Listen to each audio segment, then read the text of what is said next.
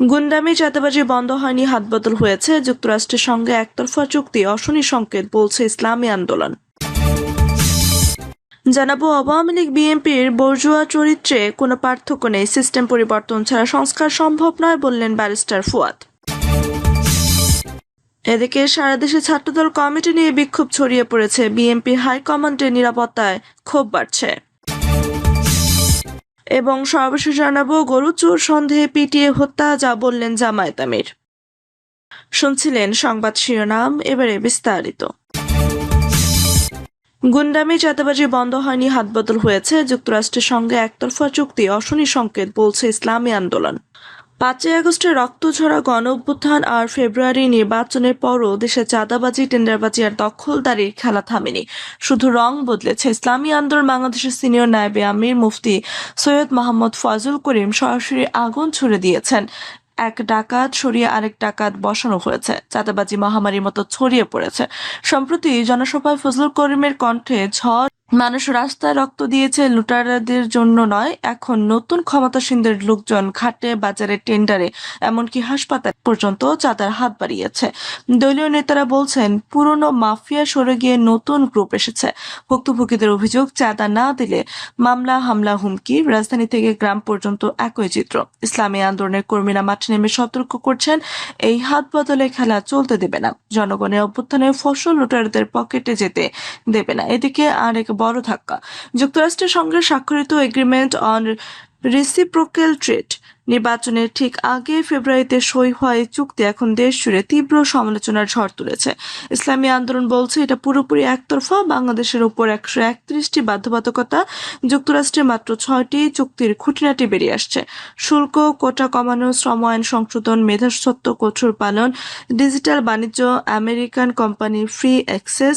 Bangladesh shall শব্দ এসেছে 131 বার, US shall মাত্র 6 বার। সমালোচকরা বলছেন এটা সার্বভৌমত্বের উপর আঘাত। পোশাক খাতে সাময়িক সুবিধা পেলেও দীর্ঘমেয়াদে রাজস্ব হারাবে দেশ, স্থানীয় শিল্প ধ্বংস হবে, কৃষি, জ্বালানি খাতে আমেরিকান নিয়ন্ত্রণ বাড়বে। মুফতি ফয়জুল করিমের ঘনিষ্ঠ সূত্র জানিয়েছেন, এই চুক্তি জাতির জন্য অশনি সংকেত। সার্বভৌম বিকিয়ে দিয়ে কয়েক বিলিয়ন ডলারের লোভ দেখানো হয়েছে। দলের মহাসচিব মাওলানা ইউনুস আহমেদ স্পষ্ট বলেছেন, একতরফা চুক্তি বাতিল করতে হবে। আমরা জনগণের সঙ্গে থেকে এ সময় অসম চুক্তির বিরুদ্ধে লড়ব। নির্বাচনে এককভাবে লড়ে ইসলামী আন্দোলন সীমিত সাফল্য পেলেও দল এখন রাজপথে সক্রিয়। চাঁদাবাজির বিরুদ্ধে জিরো টলারেন্স চুক্তির বিরুদ্ধে জনমত গড়ে তোলা, দুই ফ্রন্টে তাদের লড়াই চলছে। ইশতেহারের প্রতিশ্রুতি অনুসারে দুর্নীতিমুক্ত, চাঁদাবাজি মুক্ত, স্বাধীন, সার্বভৌম বাংলাদেশ গড়ার দাবিতে তারা সোচ্চার। ইসলামী আন্দোলনের নেতারা বলছেন, আমরা নেতা চাই না, নীতি চাই। ইসলামের আলোয় দেশ করব, জনগণের সঙ্গে থেকে এই অন্যায়ের বিরুদ্ধে লড়াই চালিয়ে যাব। আওয়ামী লীগ বিএনপির বুর্জোয়া চরিত্রের কোনো পার্থক্য নেই, সিস্টেম পরিবর্তন ছাড়া সংস্কার সম্ভব নয়, বললেন ব্যারিস্টার ফুয়াদ। আমার বাংলাদেশ পার্টির সাধারণ সম্পাদক ব্যারিস্টার আসাদুজ্জামান ফুয়াদ সরাসরি আওয়ামী লীগ ও বিএনপিকে একই বুর্জোয়া চরিত্রের দুই মুখ বলে ঘোষণা করেছেন। তার মতে দুই দলের মধ্যে কোনো আসল পার্থক্য নেই, শুধু ক্ষমতার লোভ, লুটপাট আর জনগণের সঙ্গে প্রতারণা। সিস্টেম পরিবর্তন ছাড়া কোনো সংস্কার সম্ভব নয় বলে সতর্ক করে দিয়েছেন তিনি। ব্যারিস্টার ফুয়াদ বক্তৃতায় বলেন, আওয়ামী লীগ আর বিএনপি দুটোই বুর্জোয়া শ্রেণীর প্রতিনিধি। একটা ফ্যাসিবাদের মুখোশ পরে জনগণকে পিষে মেরেছে, আর একটা এখন রিপাবলিকের কথা বলে পারিবারিক রাজত্ব কায়েম করেছে। ক্ষমতা গেলেই দুজনের একই খেলা, খেলে দুর্নীতি, সন্ত্রাস, লুটপাট। জনগণের রক্তে ভেজা এই সিস্টেম না বদলালে সংস্কারের নামে যা হবে তা শুধু প্রতারণা। তার এই আক্রমণাত্মক বক্তব্যে বিএনপি আওয়ামী লীগ শিবিরে তোলপাড় শুরু হয়েছে। সূত্র জানায়, ফুয়াদের বক্তব্যের পর ঢাকা সহ দেশের বিভিন্ন জেলায় এবি পার্টির কর্মীরা রাস্তায় নেমে স্লোগান দিতে শুরু করেছেন, সিস্টেম বদলাও, না হলে সবাই যাবে। জুলাই বিপ্লবের চেতনা বাস্তবায়নের দাবিতে তার এই হুঁশিয়ারি সরাসরি চ্যালেঞ্জ ছুড়ে দিয়েছে ঐতিহ্যবাহী দুই দলের দিকে। ফুয়াদ আরো বলেন, 53 বছর ধরে এই দুই দলের সমস্যার সমাধান করেনি, বরং সমস্যা বাড়িয়েছে। বিএনপির কিছু নেতাকর্মী এখন নব্য আওয়ামী ফ্যাসিবাদের রূপ নিচ্ছে। ইতিহাস থেকে শিক্ষা না নিলে তাদেরও দেশ ত্যাগ করতে হবে। ব্যারিস্টার ফুয়াদের এই বিস্ফোরক বক্তব্যের পর বিএনপি শিবিরের চরম অস্বস্তি। দলের একাধিক নেতা গণমাধ্যমে প্রতিক্রিয়া দিতে গিয়ে বলেন, এটা ষড়যন্ত্র। ফুয়াদ জামাতের বি টিম হয়ে কাজ করছে, কিন্তু এবি পার্টির কর্মীরা পাল্টা জবাব দিয়ে বলছেন, সত্য কথা বলায় ভয় পাচ্ছেন কেন? জনগণ এখন আর পুরনো খেলায় পা দেবে না। আওয়ামী লীগের নেতারা অবশ্য এখনো চুপ, কিন্তু তাদের অভ্যন্তরীণ সূত্র জানিয়েছে এই বক্তব্যে তারাও চরম ক্ষুব্ধ। ফুয়াদ আরো আক্রমণ করে বলেন, চেতনায় ব্যবসা করে আর রাজনীতি চলবে না। ৭১ আর ২৪ নামে যারা ব্যবসা করছে তাদের জনগণ চিনে ফেলেছে। জুলাই সনদ নিয়ে তালবাহানা বন্ধ করুন, সিস্টেম পরিবর্তন না হলে সবকিছু আবার পুরনো ফাঁসিবাদে ফিরে যাবে। তার এই বক্তব্য ছাত্র যুবকদের মধ্যে নতুন করে উত্তেজনা ছড়িয়েছে। রাজশাহী, বরিশাল, চট্টগ্রাম বিভিন্ন এলাকায় এবি পার্টির সমর্থকরা মিছিল করে সিস্টেম চেঞ্জের দাবি তুলেছেন। সাধারণ মানুষদের মধ্যে ফুয়াদের বক্তব্য ব্যাপক সাড়া ফেলেছে। ঢাকার এক চা দোকানে এক যুবক বলছেন, ঠিক বলেছে, আওয়ামী লীগ গেল, বিএনপি এলো, কোনো তফাৎ নেই। দাম বাড়ছে, চাঁদাবাজি বাড়ছে, সন্ত্রাস বাড়ছে, সিস্টেম বদলাতে হবে। আরেকজন বলেন, ফুয়াদ সাহস করে সত্য বলছে, এই দুই দলের লুটপাটের রাজনীতি শেষ করতে হবে। এবি পার্টির চেয়ারম্যান মুজিবুর রহমান মঞ্জু একই সুরে বলছেন, আওয়ামী বিএনপি বর্জুয়া চরিত্রের কোনো পার্থক্য নেই। এই যৌথ আক্রমণ ঐতিহ্যবাহী দলগুলোকে চাপে ফেলেছে। রাজনৈতিক বিশ্লেষকরা বলছেন, ফুয়াদের এই অবস্থান তৃতীয় শক্তির উত্থানকে ত্বরান্বিত করতে পারে। জুলাই বিপ্লবের পর যে পরিবর্তনের আশা জেগেছিল তা যদি না হয় তাহলে জনগণ আবার রাস্তায় নামবে, এমন আশঙ্কা করছেন অনেকে। ফারিস্টার ফুয়াদের এই বক্তব্যের পর দেশ জুড়ে রাজনৈতিক তৎপরতা বেড়েছে। এবি পার্টি ইতিমধ্যে কর্মসূচি ঘোষণা করেছে, জেলায় জেলায় সভা সমাবেশ। বিএনপি নেতারা পাল্টা সভা করে জবাব দেওয়ার প্রস্তুতি নিচ্ছেন। আওয়ামী লীগের নিষিদ্ধকরণ নিয়ে চলমান বিতর্কের মধ্যে ফুয়াদ এই আক্রমণ নতুন মাত্রা যোগ করেছে। ফুয়াদ স্পষ্ট করে বলেছেন, জনগণের সকল ক্ষমতার উৎস, তারা যদি সিস্টেম বদল না করে তাহলে কোনো দলই বাঁচবে না। ইতিহাস সাক্ষী, যারা জনগণের সঙ্গে বেইমানি করে তাদের পরিণতিও ভয়াবহ। সারা দেশে ছাত্রদল কমিটি নিয়ে বিক্ষোভ ছড়িয়ে পড়েছে। বিএনপি হাইকমান্ডের নীরবতায় ক্ষোভ বাড়ছে। বিএনপি ছাত্র সংগঠন জাতীয়তাবাদী ছাত্রদলের নবগঠিত জেলা কমিটিগুলো ঘিরে সারা দেশে বিক্ষোভের দাবানল ছড়িয়ে পড়েছে। কেন্দ্রীয় ছাত্রদলের মধ্যরাতে কমিটি ঘোষণার পর থেকে পদবঞ্চিত নেতাকর্মীদের মধ্যে তীব্র ক্ষোভ ফেটে পড়েছে। নোয়াখালী, রাঙামাটি, কিশোরগঞ্জ, বান্দরবান সহ একাধিক জেলায় টায়ার জ্বালিয়ে সড়ক অবরোধ, ভাঙচুর ও বিক্ষোভ মিছিল চলছে।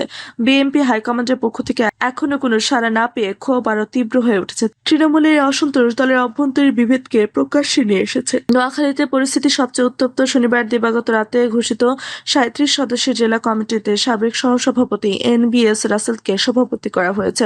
পদবঞ্চিতরা অভিযোগ করেছেন, কেন্দ্রীয় সাধারণ সম্পাদক নাসির উদ্দিন নাসিরের পক্ষপাতিত্বে লয়ালিস্টদের পদ দেওয়া হয়েছে। যোগ্য ও দীর্ঘদিনের ত্যাগী নেতাদের বাদ দিয়ে অছাত্র, বিবাহিত, অযোগ্যদের অন্তর্ভুক্ত করা হয়েছে বলে তাদের দাবি।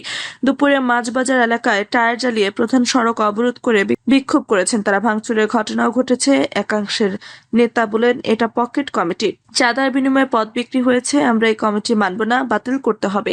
রাঙামাটিতে অবস্থা আরও বিস্ফোরক। নতুন কমিটি ঘোষণার পরপরই পদবঞ্চিতরা সড়কে নেমে আসেন। অভিযোগ, অপহরণকারী, চাঁদাবাজ, বিবাহিত ও অছাত্রদের পদ দেওয়া হয়েছে। চাঁদা লাগলে চাঁদা নিয়ে নতুন করে কমিটি দে, এই স্লোগানে শহরে বিভিন্ন সড়ক প্রদক্ষিণ করে কাঁঠালতলী বিএনপি কার্যালয়ের সামনে অবস্থান নেন তারা। আগুন জ্বালিয়ে বিক্ষোভ চলাকালে ধাওয়া পাল্টা ধাওয়ার ঘটনা ঘটে। পরিস্থিতি নিয়ন্ত্রণে ১৪৪ ধারা জারি করা হয়েছে। পদবঞ্চিত নেতারা ২৪ ঘন্টার আলটিমেটাম দিয়ে বলছেন, কমিটি বাতিল না করলে আরো কঠোর কর্মসূচি নেবেন। কিশোরগঞ্জ, বান্দরবান ও দিনাজপুরেও একই চিত্র। পদবঞ্চিতরা নয়াপল্টনে বিএনপি কেন্দ্রীয় কার্যালয়ের সামনে বিক্ষোভ করেছেন।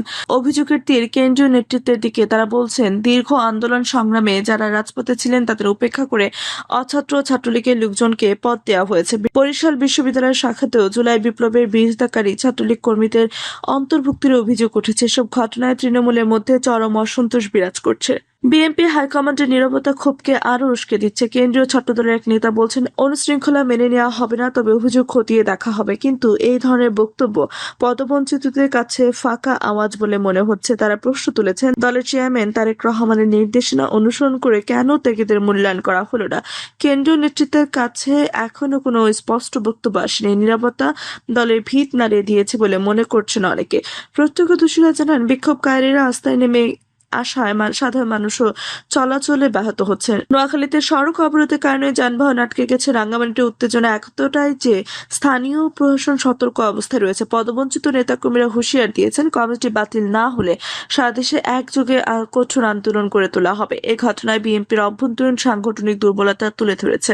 দল ক্ষমতায় আসার পর ছাত্রদলকে ঢেলে সাজানোর চেষ্টা করছে, কিন্তু সেই প্রক্রিয়ায় স্বচ্ছতা ও যোগ্যতার ভিত্তিতে পদ বন্টন না হওয়ায় তৃণমূল ফুঁসে উঠছে।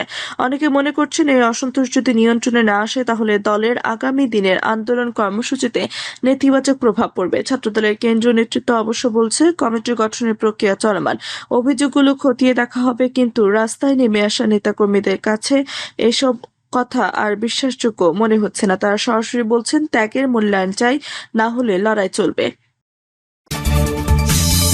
চোর সন্দেহে পিটিয়ে হত্যা, যা বললেন জামায়াত আমির। আইনের সঠিক প্রয়োগের অভাবে সৃষ্ট হতাশা থেকে জনগণের ক্ষোভে বহিঃপ্রকাশ ঘটেছে বলে মনে করছেন বাংলাদেশ জামায়াত ইসলামীর আমির ও বিরোধী দলীয় নেতা ডক্টর শফিকুর রহমান।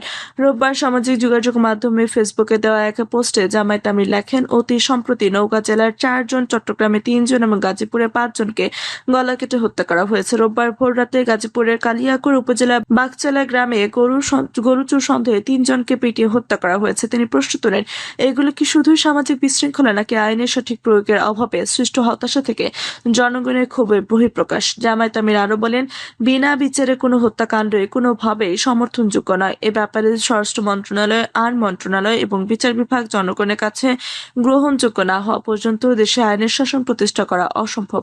এছাড়া সদিচ্ছা এবং যথাযথ উদ্যোগই এই সামাজিক সমস্যার কার্যকর সমাধান বলে মন্তব্য করেন তিনি। প্রিয় দর্শক, এই ছিল এখনকার মতো সর্বশেষ সংবাদ। আপনি সব সংবাদ পেতে চাইলে সাবস্ক্রাইব করে পাশে থাকা বেল বাটনটি ক্লিক করে রাখুন। ধন্যবাদ সবাইকে এতক্ষণ সাথে থাকার জন্য।